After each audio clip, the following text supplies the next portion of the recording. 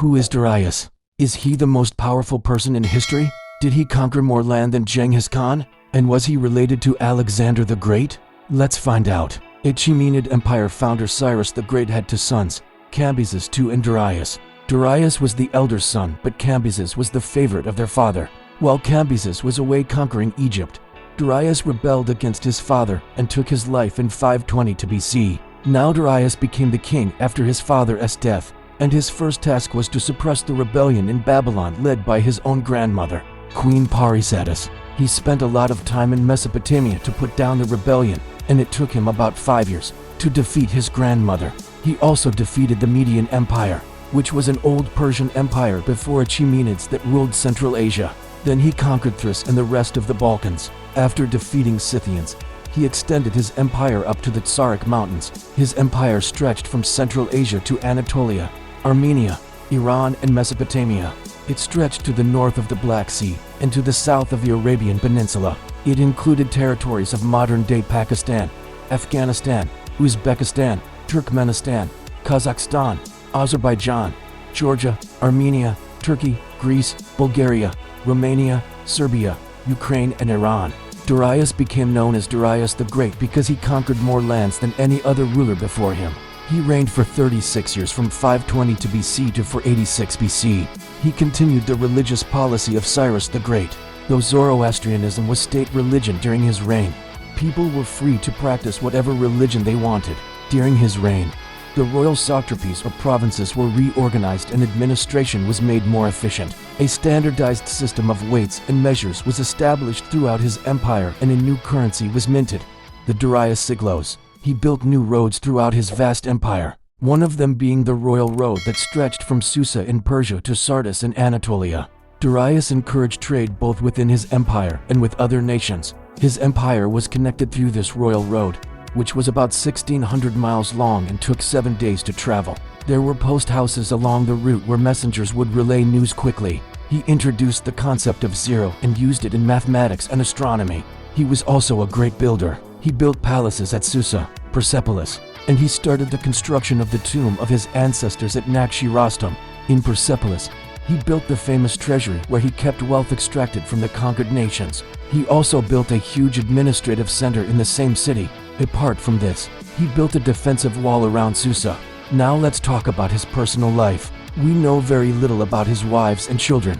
His first wife was a Persian princess named Atassa, daughter of King Cyrus the Great. Another name of hers was Amstress.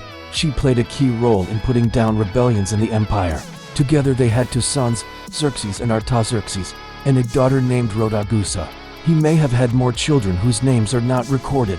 Later in his life, he married his first cousin, Persepolis, daughter of his uncle, Histaspes. She is mostly remembered for her role in the construction of the tomb of Darius at Naxi-Rostam. Historians say she was ambitious and cunning and had an affair with her brother, a man named Artabanus. When Darius found out about this, he blinded his son, Xerxes, and his grandson, Darius, so that they wouldn't be able to claim the throne after him. This didn't stop Persepolis from plotting against him. In 486 BC, Darius was riding his horse when suddenly it threw him off. Some historians believe that this was no accident, but rather that his wife pushed the horse to kill him. Whatever the case, he was seriously injured and went to Susa to receive medical treatment, but he died soon after. He was succeeded by his son, Artaxerxes. It is believed that he was buried inside the mountain at Naxi-Rostam, like his ancestors, but his tomb has never been discovered. Most of our knowledge about his life comes from the Behistun Inscription, where he describes all of his conquests. The inscription is located in Iran and dates back to 522 BC. The inscription was made to show that Darius had the support of the gods, and to intimidate other would-be rebels like his grandmother, Queen Persepolis. The inscription mentions that he defeated many kings, including those of Media, Lydia, Babylonia, and Elam. But according to Herodotus, the real story behind the Babylon uprising was much more complex. He wrote that Otanus, the governor of Babylon, rebelled against Cambyses, Darius's younger brother. When Cambyses heard about this, he marched an army to crush the rebellion, but on the way, his soldiers got drunk and killed him. They then sent a letter to the Median king asking him to take Cambyses' crown. The Medes accepted and placed Cambyses' other brother, Berdia, on the throne. After receiving this news, Darius assembled a loyal army and marched on Ecbatana, the capital of Media. There he killed Bardia and ended the Median Empire. Then he returned to Susa and took the throne.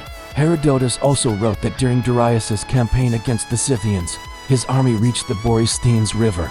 There they encountered a force of 1,000 Scythians.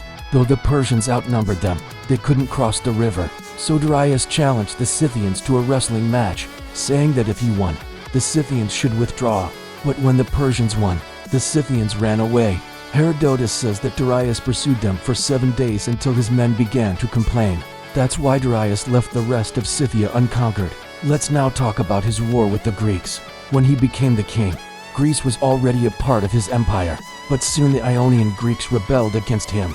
However, the rebellion was crushed by his general, Mardonius. Then the Greek city-states formed an alliance to defeat the Achaemenids. In 492 BC, the Persians invaded Thrace and defeated the local kings. Then they marched into Europe. They traveled through the Hellespont, now known as the Dardanelles, and reached the coast of modern-day Turkey. The Greeks fought back with a navy, and the Persians were eventually forced to retreat. This battle is known as the Battle of the Hellespont. From here, the Persians moved to the coast of Euboea, an island in Greece. Here they met the main Greek army, and the battle lasted for 2 days. The Greeks, however, were victorious and chased the Persians back into Asia Minor. After this defeat, Darius decided not to invade Greece again and instead focused his attention on the east. He sent his general, Megabenius, to defeat the Indian king, King Siamapati. But the Indians defeated the Persians and pushed them out of India. After this, he lived in peace with the Greeks until his death. After him, his son, Xerxes, invaded Greece, but the Greeks managed to defeat his huge army. If we compare Darius's territory with that of Genghis Khan, we can see that Genghis Khan's territory was bigger. This was because he even conquered territories of modern-day Poland and Austria. Darius, on the other hand, never invaded Europe except for Thrace and the rest of the Balkans. Also, parts of Iran and Central Asia were under the control of nomadic tribes and weren't really a part of Darius's empire. However, considering the size of his army, the number of battles he fought, and the amount of land he conquered in a short span of 36 years, we can safely say that Darius was one of the most powerful rulers in history. Darius had no direct role in the rise of Alexander the Great. He ruled Macedonia while Darius was the king of Persia. Both empires were located in different parts of the world. It was Alexander's father, Philip II, who had good relations with the Persians. He married a Persian princess named Parysatis. It was because of these good relations that Alexander could study in Susa and learn about Persian culture. Thanks for watching. Don't forget to like the video and subscribe for more content.